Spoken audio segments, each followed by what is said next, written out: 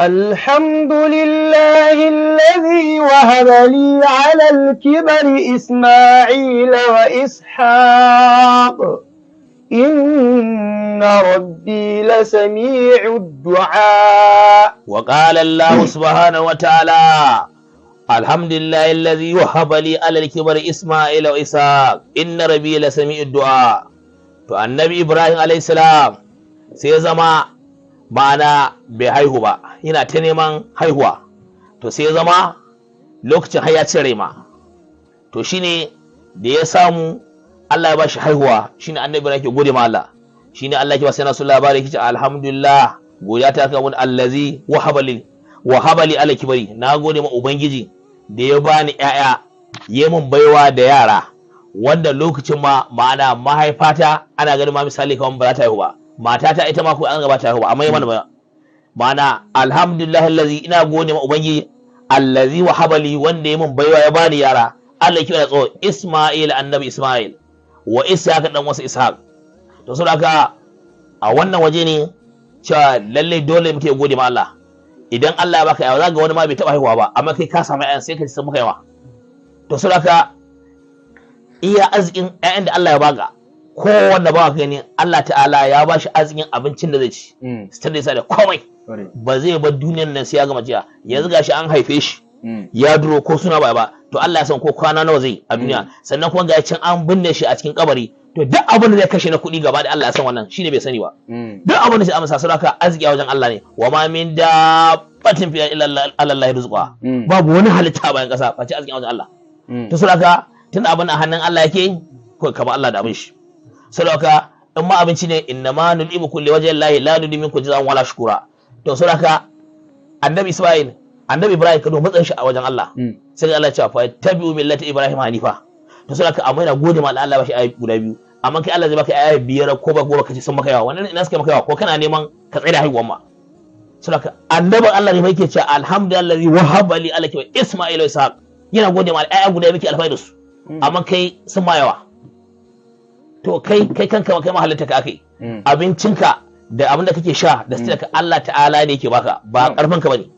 Saboda la haula wala quwwata, ba wani mai wayo, ba wani mai dabara mai karfi illa billahi al-aliyyil azim. To haka muke. Saboda annabi Ibrahim gashi na gode ma Allah, alhamdulillahi allazi, na gode ma ubangiji wa habali alal kibari, na tsufa na ma'ana na hakuri haihuwa, ya bani annabi Isma'il, ya bani kowa Ishaq dan wasa Ishaq. Inna rabbi, lalle ubangiji la sami du'a, mai ansa du'a ne. To saboda anan ya kamata mutane a daina shiga hurumin Allah. Duk abin da Allah ya baka ce Allah ta'ala ya baka mai albarka, fa abin da yafi ƴaƴa masu albarka. Saboda haka bai dace a ce mutum ya ci ƴaƴa sun maiwa ba ko na ba, kai nemi Allah ya baka abin da zaka rike su. Kuma ka sani duk abin da za su ci a duniya Allah ya riga ya san shi, kai ne baka sani ba. Saboda haka duk abin da za su abada, saboda haka an riga an gama komai. Ita wannan rayuwar saboda haka kamar fim din bidiyo ne, an riga an gama editing, an gama komai. Saboda haka an riga an sa fim yana tafiya ne, sanda aka ji zai fim ya kare gaba da duniya gaba daya kawai. Inda zan kawo ce ma alhamdulillah na aka saboda Allah ya ga komai. Su mutane gaskiya yanzu Allah yake, amma ba yanzu Allah ya ga kawai yanzu abin tafiya yake. Yawa saboda haka dole ne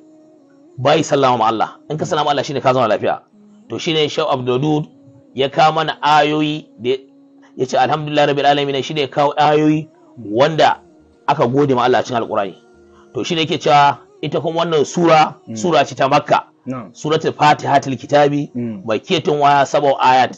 Saboda an sauka ita a garin Makka, annabi sallallahu alaihi wasallam Makka tana da ayoyi guda 7. To shine shi yake cewa a cikin ta ma'ana akwai ayoyi waɗanda suke ma'ana masu ne girman ubangiji da ƙudurarsa. To shine malam zai mana bayani kafin shiga fasara Fatiha. Saboda shine yanzu yake bayani akan zai fara da Fatiha. إياك نعبد وإياك نستعين. إياك نعبد وإياك نستعين. To shine Allah subhanahu wa ta'ala yake cewa ma'ana Allah ya aje mana wannan a ciki da ya ce alhamdulillah rabbil alamin, ma'ana alhamdulillah sunan Allah ne, lillahi. To sadaka rabbun ma sunan Allah ne, ar-rahman sunan Allah ne, ar-rahim sunan Allah ne, domin Allah ya ce a Qur'ani walillahi al-asmaul husna fad'u biha, Allah na suna kiyaye ku roƙe da su. To sai aka zama mana a cikin Fatiha da su muke sallah. to maliki wa midina sunan Allah ne al-malik to ma'ana sirrin zuciyar da ke cikin fatiha din insha Allah shine iyyaka na'budu wa iyyaka nasta'in iyyaka na'budu wa qala Allah subhanahu wa ta'ala iyyaka na'budu wa iyyaka nasta'in ma'ana iyyaka na'budu gare ka muke bauta ya Allah muke ma sallah asuba azhar la'asar bangaba shayi wa iyyaka nasta'in Allah gare ka muke neman taimako ka taimakin a cikin dukkan al'amuran to Allah ya sanya mana wannan addu'a a cikin sallah kullum muna faɗi shi yasa Allah ya taimakon ka ta koina sannan kuma shine malaki ta to saboda wannan ba karamar addu'a bace kullum muna faɗin ta saboda alhamdulillah zamu tsaya anan sai a darasi na gaba zamu tashi da inda muka tsaya Allah mun gode ma albarkacin sallam wannan ba na kashi Abdul Wadud Allah ka saka masa alkhairi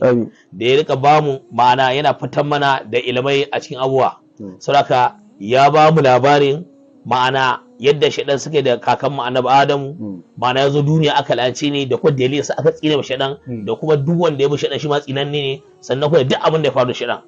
Allah ku da kashin shaidan sannan ba mu labarin ma'ana abubuwa da suke ilimai na cikin Fatiha ya bi su gabobi saboda Allah mun gode ma Allah wannan bawa naka ka saka masa alkai sha'ab dodud saboda mu kuma abin da muka ji da gare shi Allah ka sa mu aiki da shi da sunan musulmi gaba daya Allah ka sanya mu da cikin bayan kai da du albarkacin sai na Rasulullahi sallallahu alaihi wasallam Allah ka sa annabi cece mu sannan Allah ka sa alƙur'ani cece mu Allah ka ba mu albarkacin sai na Rasulullahi ka ba mu labarin alƙur'ani Allah muna roƙonka Allah duk wannan gabaki da al'umma annabi sallallahu alaihi wasallam Allah dukkanin ka sanya mu aljanna gaba daya Allah albarkacin Rasulullahi Allah dukkanin al'umma annabi sallallahu alaihi wasallam Allah ya zama kafirai cikin Allah ka sa su musulunta gaba daya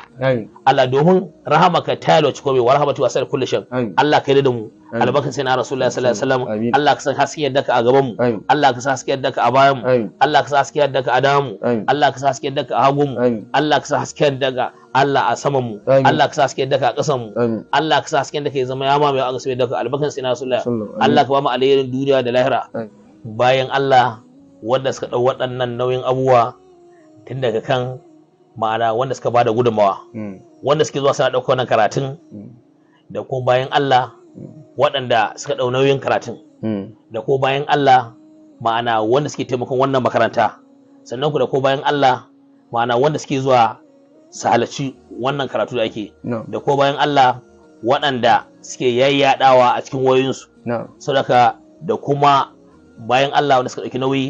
da wanda suke sawa a cikin Alfaida TV da sauran wurare da kuma so da suka dauki cewa za su kai su wurare da ba to Allah ta'ala ya saka musu da albarki Allah ta'ala ya saka musu da alkhairi Allah ta'ala ya karfafe su Allah ya taimake su ya dinga ba su gudunmawar shi albarka sai na sula domin su ma mu za mu karanta su kuma su isar ba da ko sai zama kusa dilladan mu daya saboda su suke isarwa wuri saboda Allah duk wanda ya taimaka a cikin wannan Allah ka taimake shi albarka sai na Rasulullahi sallallahu alaihi wasallam kuma Allah ka sa